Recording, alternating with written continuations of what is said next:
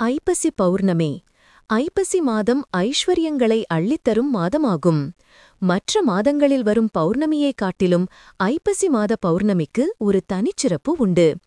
ஏனெனில் அன்றுதான் சந்திரன் தனது சாபம் முழுமையாக தீர்ந்து 16 கலைகளுடன் முழு பொலிவுடன் திகழ்கிறார். ஐப்பசி மாத பௌர்ணமியன்று விரதம் இருந்தால் திருமணமாகாத பெண்களுக்கு விரும்பிய மணவாழ்க்கை அமையும். திருமணமான பெண்கள் விரதம் இருந்தால் புத்திர பாக்கியமும் கணவனுக்கு நீண்ட ஆயுளும் ஆரோக்கியமும் கிடைக்கும். சிவனின் லிங்கத் திருமேனிக்கு ஐப்பசி மாத பௌர்ணமியன்று வருடந்தோறும் அன்னாபிஷேகம் சிறப்பாக நடைபெற்று வருகிறது. கர்ப்ப கிரகத்தில் உள்ள சிவலிங்கத்திற்கு சமைத்த சாதங்கள், காய்கறிகள் மற்றும் பழங்களைக் கொண்டு அபிஷேகம் செய்யப்படுகிறது. நாம் உண்ணுவதற்கு உணவளித்த எம்பெருமானுக்கு நன்றி கூறும் விதமாக இந்த அன்னாபிஷேகம் செய்யப்படுகிறது.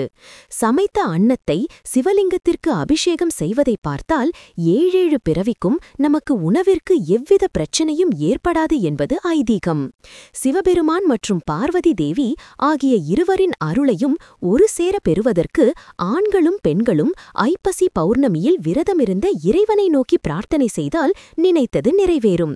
அதனால்தான் முழு நிலவு தினங்களில் சிறப்பான வழிபாட்டு முறைகளை நம் முன்னோர்கள் நமக்கு காட்டியிருக்கிறார்கள். சிவனுக்கு அன்னத்தை பூசி பூஜிப்பது ஏன்? அன்ன சூக்தத்தில் உள்ள மந்திரம் அன்னத்தின் தன்மையை எடுத்து சொல்கிறது. ஒருவன் என்னை உணவு நிறைய சாப்பிடத் தொடங்கினால் அவனை நான் சாப்பிட்டு விடுவேன் என்கிறது அந்த மந்திரம். கடவுளுக்கு படைத்த பிரசாதமானாலும் அளவுக்கு அதிகமாக சாப்பிடக்கூடாது. அன்னத்தை கடவுளாக உணர்ந்து அளவாக சாப்பிட வேண்டும். அன்னத்தை வீணாக்கக்கூடாது. தாயின் அன்பினை உணர்த்தும் விஷயங்களில் உணவு உன்னதமானது. அம்மையப்பராக இருந்து உலகை காத்தருளும் சிவபெருமானை அன்னத்தால் அபிஷேகம் செய்து வழிபடுகிறோம். ஆகாயத்தில் பிறந்த காற்றின் துணையுடன் தீ எரிகிறது. தீயில் நீரும் நீரில் நிலமும் பிறக்கின்றன. நிலத்தில் விளைந்த அரிசி நீரில் மூழ்கி தீயால் வெந்து அன்னமாகிறது. எனவே அன்னம் என்பது 50 பூதங்களின் சேர்க்கை. அன்னம் அபிஷேகத்தின் போது ஆண்டவனை முழுவதும் அணைத்து தழுவிக்கொள்கிறது. அவனிடமே அடைக்கலமாகிறது.